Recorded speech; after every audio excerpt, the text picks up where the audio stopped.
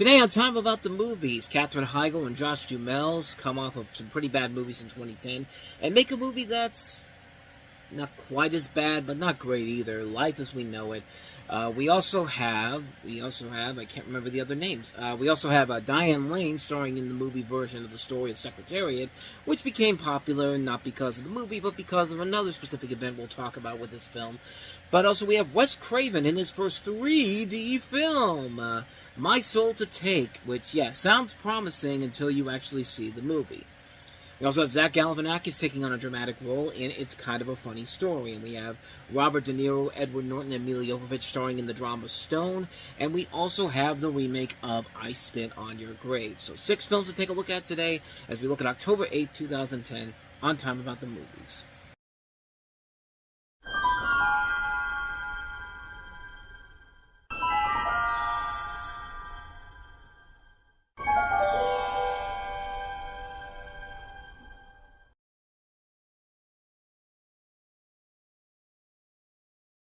Sadly, no, we are not looking at the 2004 short-lived ABC show that was a really good show that was canceled not even a full season into its run. But, did you ever see the show My So-Called Life? Because you definitely would like Life as We Know It, the TV series, if you like My So-Called Life. Sadly, we're not talking about that, though, as I welcome you to another episode of Time About the Movies. We're taking a look at the 6 films released on October 8th, 2010, and, of course, the biggest new release of them all, Katherine Heigl and Josh Duhamel in Life as We Know It, as they star as 2 single adults who must settle their differences in order to take care of their goddaughter after her parents are killed in a car crash.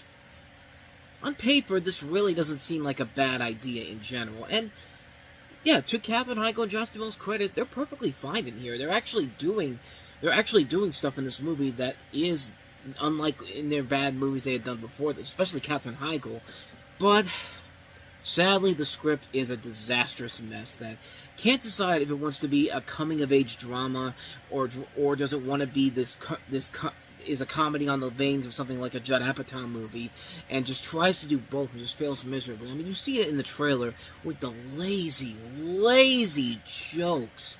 The lazy poop jokes, the lazy baby jokes, the fact that these two clearly have nothing in common, but surely they're going to get together at the end. It's just like, that's where the movie really does fall apart. And it really is a shame because the pieces were there for something really good, and it just can't deliver on that because it doesn't know if it wants to be something outside of these two's norm, or does it want to be something completely in their norm. And because of that, the film just falls apart altogether. I mean, it's a film that just takes whatever good potential it had to it and whatever good performances were holding it and just completely loses you when you have a lackluster script that really has no idea which direction it wants to go. It wastes so much good talent in here. It's a bad movie. It's a really, really bad film, unfortunately.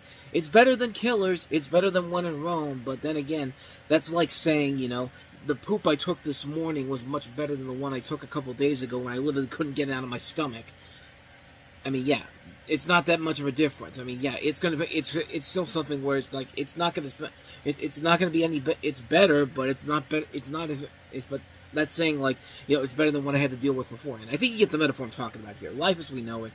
Like I said, stick with the ABC show of the same name. So let's try to turn the tide around with our next movie that we have here, and that's Diane Lane starring in Secretariat from Disney.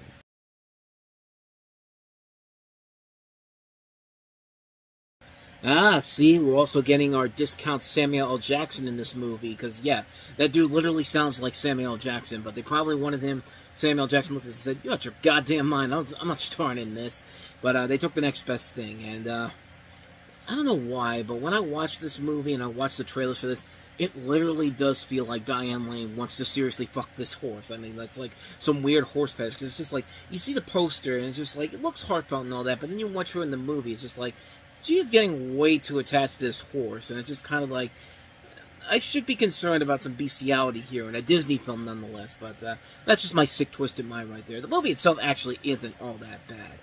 This is, of course, the story of the Thoroughbred Racehorse Secretariat who won the Triple Crown in 1973, and you have Diane Lane playing his owner, Penny Chenery, who takes over the docile Virginia stables of her ailing father, Christopher Chenery, despite her lack of horse racing knowledge.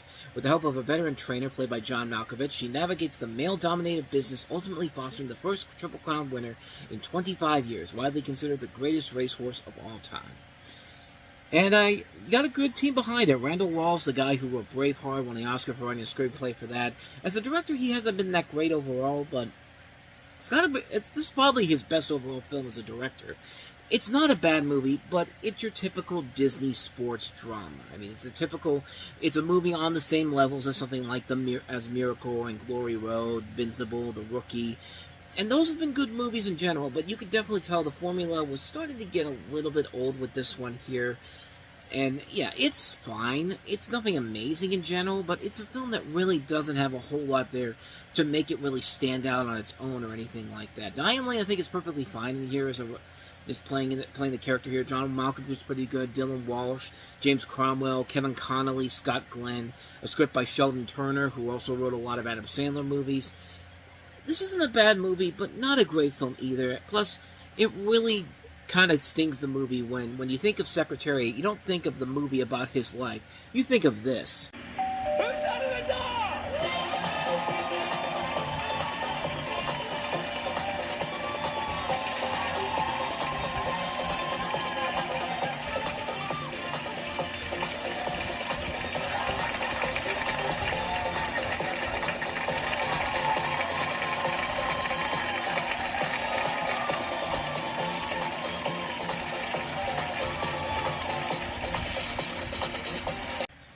Yeah, that came because of this movie, and that became more memorable than the movie itself. I mean, that horse was there from there to the beginning to the end of the Craig Ferguson run on the Late Late Show. I mean, that should tell you everything you need to know about how much the longevity is. When people remember the dancing horse that just comes out whenever you hit a doorbell underneath the desk, and it's just like, who's that at the door? And then you start going around like doing this and all that. And hey, you can see why that worked a whole lot better than the movie itself. But like I said, the film isn't terrible, but when you compare that to what we know it more popularly for with the Craig Ferguson segment, the Craig Ferguson segment's going to win, no question about it. So that's Secretariat for you. So let's go ahead and move on to our next movie. It's Wes Craven's first 3D film, and that is My Soul to Take.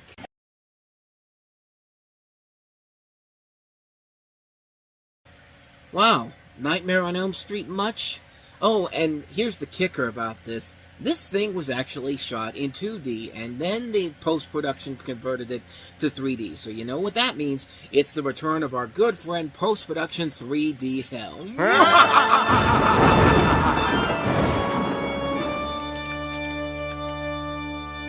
Yeah, it's that type of a film. It's the first time that Wes Craven has produced, written, and directed a movie since Wes Craven's New Nightmare back in 1994, and it stars Max Thoreau as Adam Bug Hellman, who is one of 7 teenagers chosen to die following the anniversary of a serial killer's death. Denzel Whitaker, Raul Esparza, and Sharika Epps also star. The film title comes from a line in the prayer, "Now I lay me down to sleep," which reads, "If I should die before I wake, I pray the Lord my soul to take." Craven previously used the prayer as the mantra for Nancy Thompson in A Nightmare on Elm Street. So yeah, as I said, it's literally a retread of A Nightmare on Elm Street. And for this to be one of Wes Craven's last movies before his death in 2015, this is pathetic, man. This is literally a retread of A Nightmare on Elm Street for a new generation. It's like Wes Craven saw what they were doing with the remake earlier that year, and said, well, if you're going to remake my movie, I'm going to go ahead and make a new one just like it, with blackjack and hookers. And you know what? Forget the movie. And Futurama reference for you, but yeah, this thing is terrible, and the 3D is god-awful. This is one of those movies where you clearly see what they're going to do here. And by the way, here's another reason why you should not sit through this movie. This thing was shot back in 2008, so this has been sitting on a shelf for 2 years. So yeah, I think that's pretty much everything you need to know about getting away from this movie in general. But Hey, you know what? Wes Craven had a double stretch of films in 2000 and 2005. He had a bad movie to start the year off with Cursed, and then he followed it up with a great movie in Red Eye. So, does he turn the tide with his next film, Scream 4? We'll get to that when we get to the start of next year. But yeah, you can avoid My Soul to Take like the plague. So, with that said, let's go ahead and move on to the next movie. Zach Galifianakis tackling a much different role than we're used to seeing him in. It's kind of a funny story. That's literally the title.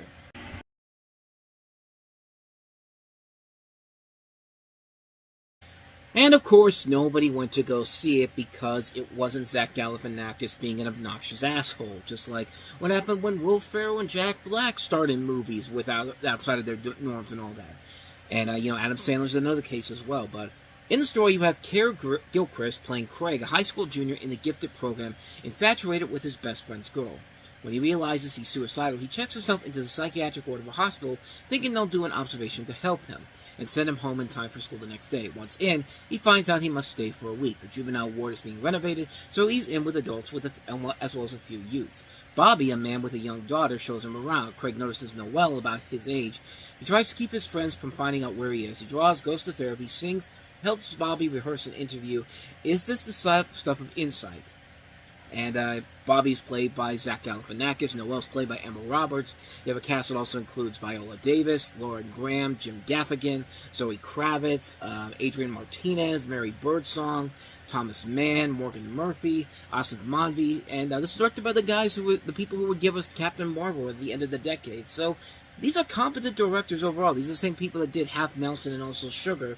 And again, it's a movie where you see Zach Galifianakis kind of playing the similar role that he's in the Hangover films, but not to the point where he's incredibly obnoxious and annoying, but he does just enough to make the film so much more enjoyable than it has any right to be. This is a film that does work because the performances in it are so strong. The performances are very good, and it does have that nice mix of comedy and dramatic elements that really do give it that edge and make it something that is so worth it in the end.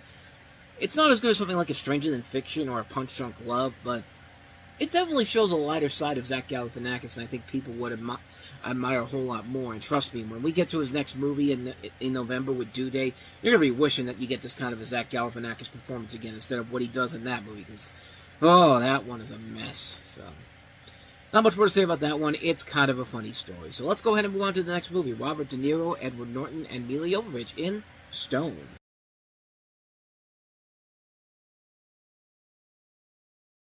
Ladies and gentlemen, the last film Overture Films went out with, and it had its intentions, but it's not worth it in the end. Robert De Niro plays parole officer Jack Mabry, who only has a few weeks left before retirement and wishes to finish out the cases he had been assigned. One such case is that of Gerald Stone Creason, played by Edward Norton, who's a convicted arsonist who's up for parole. Jack is initially reluctant to indulge Stone in the coarse banter he wishes to pursue and feels little sympathy for the prisoner's pleas for an early release. Seeing little hope in convincing Jack by himself, Stone arranges for his wife Lucetta, played by Milla Jovovich, to seduce the officer, but motivates an intention steadily blur amidst the passions and buried secrets of the corrupt players in this deadly game of deception.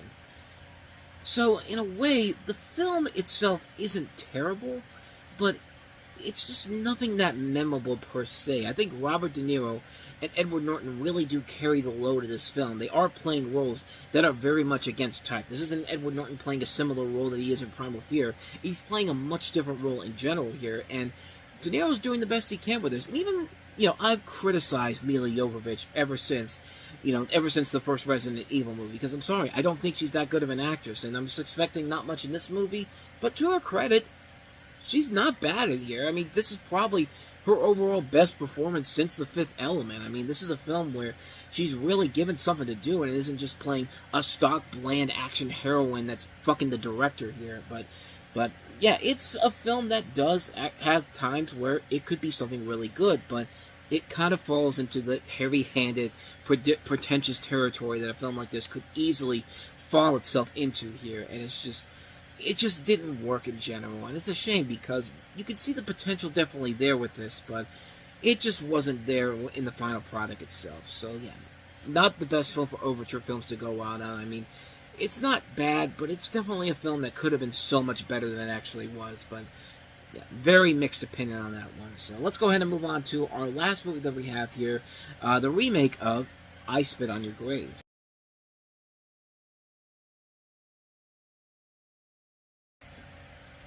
Typical white people, they never learn. On both sides of this equation here, but this is of course a remake of the quintessential slasher classic of the 1970s, the one that every critic out there was ready to just pounce on because of what it was. And of course, Gene Siskel and Roger Ebert were there at the forefront of that, saying it is as one of their dogs of the week, which was one of the things they had back when they were doing public access in Chicago. But in the story, you have the writer Jennifer Hills, who rents an isolated lakeside cabin in the woods of the peaceful Mockingbird Trail for 2 months to write a novel. 2 days later, she is brutally gang raped by 3 local bigots, the sheriff and a handyman, and Jennifer returns later to get revenge against the rapist. It literally says here on the IMDb, Jennifer returns later to revenge against the rapist. If you don't believe, yeah, look at that. There it is right there. So that's not me saying it. It's a Claudio Carvalho from Rio de Janeiro, Brazil. But anyway, I've never seen either one of these. I mean, I've never really had that need to see I Spit on Your Grave, because really, it is what it is. I feel like it's a film where if you're gonna watch it, you're gonna watch it because you saw the original film. But even then, the original film knew that it was coming in a time that was primed with a lot of these exploitation horror movies, but trying to remake this for a new generation, I get it. They were trying to do what they did with Texas Chainsaw Massacre, but Texas Chainsaw Massacre still holds up because there's at least somewhat of an edge to it that can work in a modern setting, and that was something that Michael Bay and Marcus Nispel did when they made that first movie in 2003. But with this, even I can look at the trailer for this and see that this really does not look like it's the same movie as the original film. This just looks like a bland, stock horror remake, or not even a horror remake, a horror film that just nabs the title, I Spit on Your Grave. This plot could be used with any other horror movie, but because it's connected to I Spit on Your Grave, that's enough for people to go and see it. And sure enough, it becomes successful enough to find just the same cult following as the original film did, and even spawned a series of sequels that came after this. But I've never seen these movies, so I can't really say if anything I say is completely different from what the actual movie is. I sincerely doubt it, but I Spit on Your Grave. If you like these, you're probably going to enjoy it, but for newcomers like me, I've never really had any intentions of watching this, and probably will never watch this, so there you go. That's I Spit on Your Grave for you. And thus, with all that said, we wrap up another edition of Time About the Movies, and the next time we meet, we take a look at 4 more new movies, including Jackass 3D, the Jackass gang doing their stunts, this time in 3D. Okay, I'll stop doing that now. And then we have the star-studded Red with Bruce Willis, John Malkovich, Morgan Freeman, Mary Louise Parker, and Helen Mirren among the cast. We also have Hereafter, Clint Eastwood's latest film, and we also have Conviction. So we'll take a look at those 4 movies coming up on the show. That'll be tomorrow on this show, so with all that said, thank you so much for watching this. I hope you enjoyed it. If you did, hit that like button, hit that subscribe button, hit that notification button so you get updates on when new videos come out. And we post new videos here every day. And also hit that playlist, as well as check out the last episode I did. So, with all that said, whether it's in the past, the present, or the future, I will see you at the movies. Take care.